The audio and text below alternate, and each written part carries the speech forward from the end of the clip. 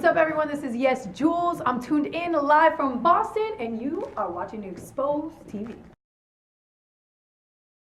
People wake up and complain like it's not a whole blessing to wake up in general. Those type of people are criminals. I should say this for an interview. What's good, what's good? It's your favorite Latina Katiria, and I have the beautiful Yesjulz. You know it's cold out here for a pimp. I'm just kidding, I was just trying to be crazy. But it's freezing, and I got my puffer jacket on, and I cannot wait to introduce this interview / movie, because you know everything that we do at Expozed TV is a straight up movie. Let's get it. She's a media personality, management, founder and CEO of One Name Radio, creative, fucking a label. Yesjulz, what do you not do? Because I could keep going. The laundry list could keep going. I don't cook very well. Okay. And I don't really work out, which is bad. But how do you maintain the body then? It's honestly the like genes. muscle memory from when I was really like in Miami working out a lot. Like when I was 26, I established some muscles, like some abs, and you know, and that has kept me in place. But I really like, I never sit still. I don't watch TV. I don't, like the only time I'm sitting still is if I'm on my laptop. Yeah.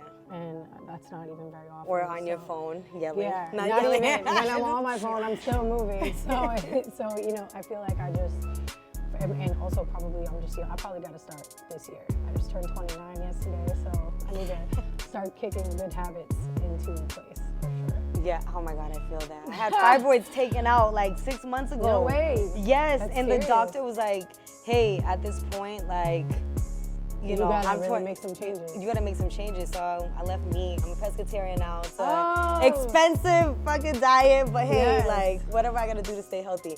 And how do you maintain healthy? Because you don't sleep. Like when she says never not working, it's for real. I feel like I definitely was running a very dangerous shift for the past like 10 years probably. I think in the past year and a half, I really made it a priority to put myself first. And like, you know, I can't lie, I went to Nigeria in December, and my friends there, like we went to, less in Nigeria, but more so in Ghana. But my friends there are just so laid back, and like for 20 days, I literally just chilled. You know what I mean? Like, was just like I slept 10 hours a night, like for the first time in like probably my whole adult life. You know what I mean? I've never slept that much, and I was like, man, I like how I feel right now. I like where I'm operating at this level, and when I go back to the States, I'm gonna implement this and make sure that it's a priority. So I've been trying. It's hard because when work is in so many different cities, you spend so much time in transit, so it really makes it hard to get a good night's sleep. But I have really become accustomed to like knocking out as soon as the wheels leave the ground. So I'm like, I used to make myself work through flights, but now I just sleep.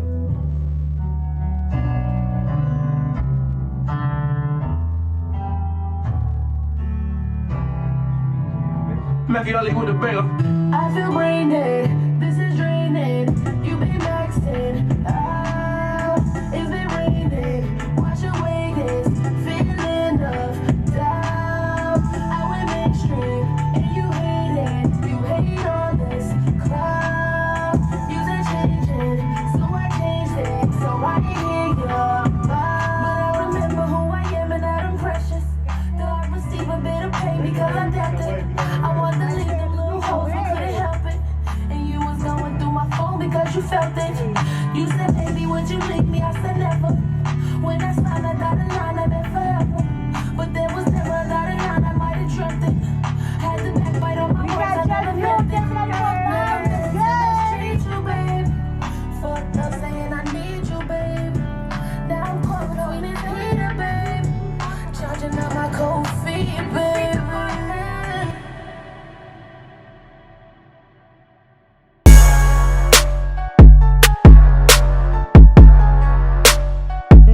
Stops Yesjulz. Not even a breakup, depression, whatever she's going through, she still puts on her dope events. So I would say, Yesjulz, you are a Diddy and Ellen. Like, I love that. Yeah, like yes. is it seriously? Because the amount of work that you put in, and you know, I think that you're putting in all this work so you can ultimately have people like running completely everything, but still being apart and and still having that self-care, because that's really important. Yeah.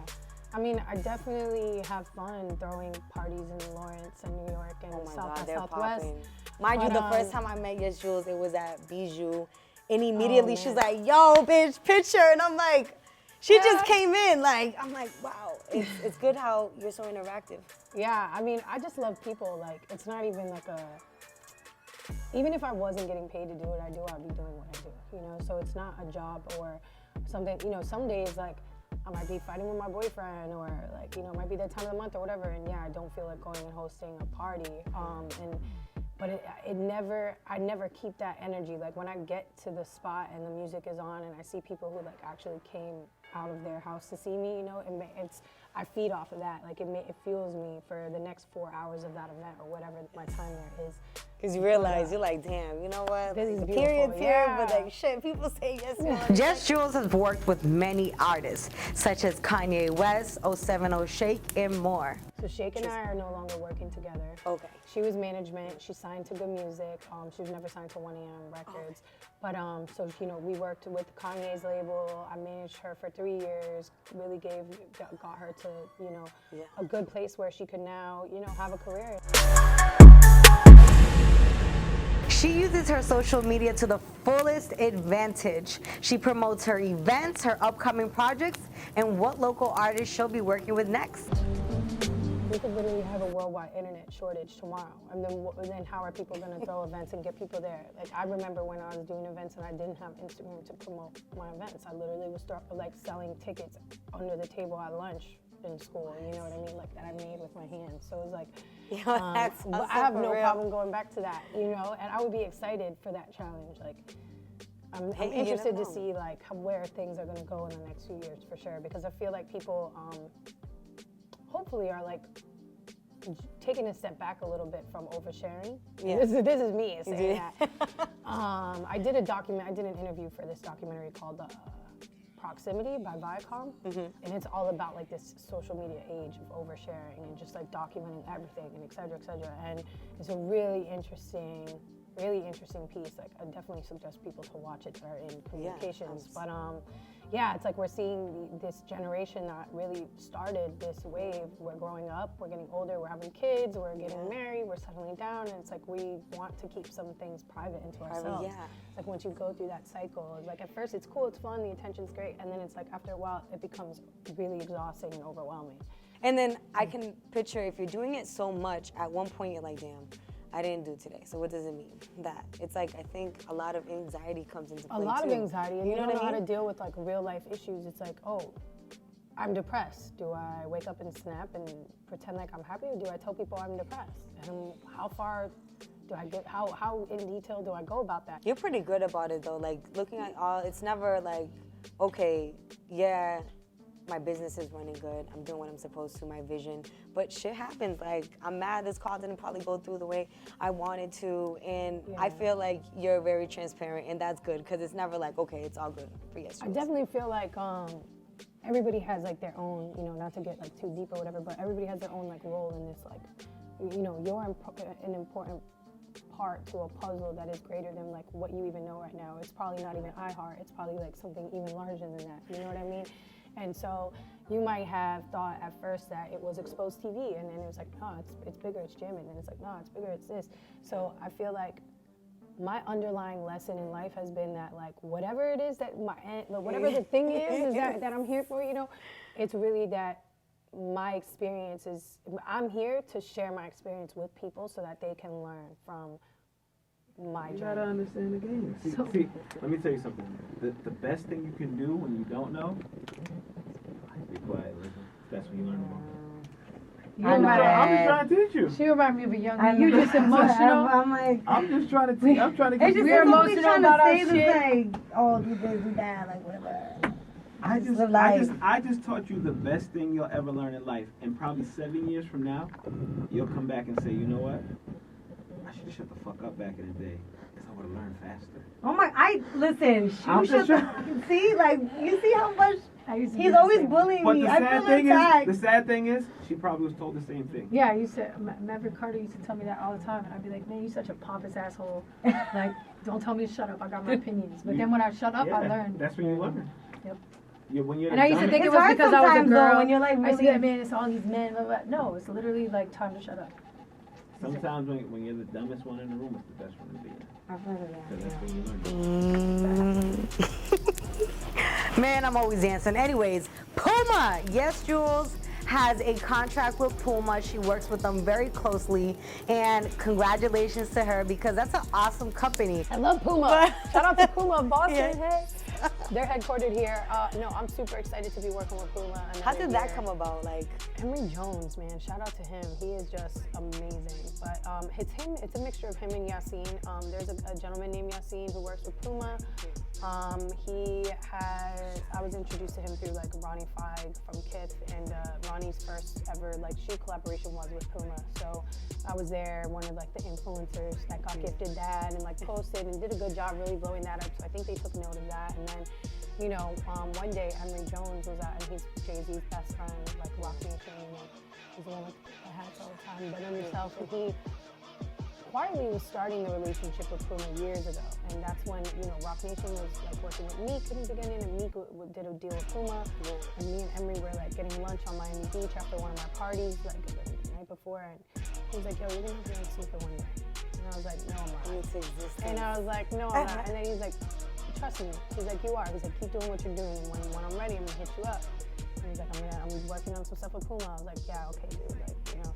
And then sure enough, when he got his footing with Puma, I was able to start working with Puma, and I was asked to do a campaign photo shoot where it was literally me, Ray Shremmer, Young Thug, and Kylie Jenner. And I'm like, why am I here? Like, who am I? Like, you know, but it was really cool. I loved it. I felt super uncomfortable in the photo shoot. I'm not a model. I'm not good at it. I take great selfies, great mirror pics, but like, stop it. taking the pictures. She's a pro now. Taking pictures in front of like a camera, you know what I mean, is just a whole other thing. And I give a lot of props to models because you really have to, it's like an art. You have to know you have to practice. Like, that's a thing. It's a whole job. So that was cool. And then from there I was like, hey, like me being in these pictures was cool and all, but I have so many ideas for the brand. Like, these are things that I want to do for me. And from there, they really just started like giving me the opportunity to make my ideas for them come to life. And it's transpired into like now, you know, we do so many great things together. I mean, we built a studio in Haiti, we built a studio in Overtown, Miami. They really care about giving back to the community. They're a great partner. They could have left my side a few times, you know, but they've never deserted me. And a lot of brands have, a lot of people have. And so I love Puma, like, thank God. But Puma's the reason why my mom got a house, you know. Yeah, shout out to Puma. I love Mama Puma. needed a house. Thank you. Like, you know, there's a lot of other clients and stuff too, but Yes, them being like that consistent, because when you That's a big are thing building too. a business and you have an agency, especially like clients aren't on retainer sometimes for more than, you know, it's, you never know when your next client is going to be sometimes if you don't like it, just in the beginning. Now we obviously have all of our stuff in play, but Puma was really like the first consistent client that we had. So it was really a blessing.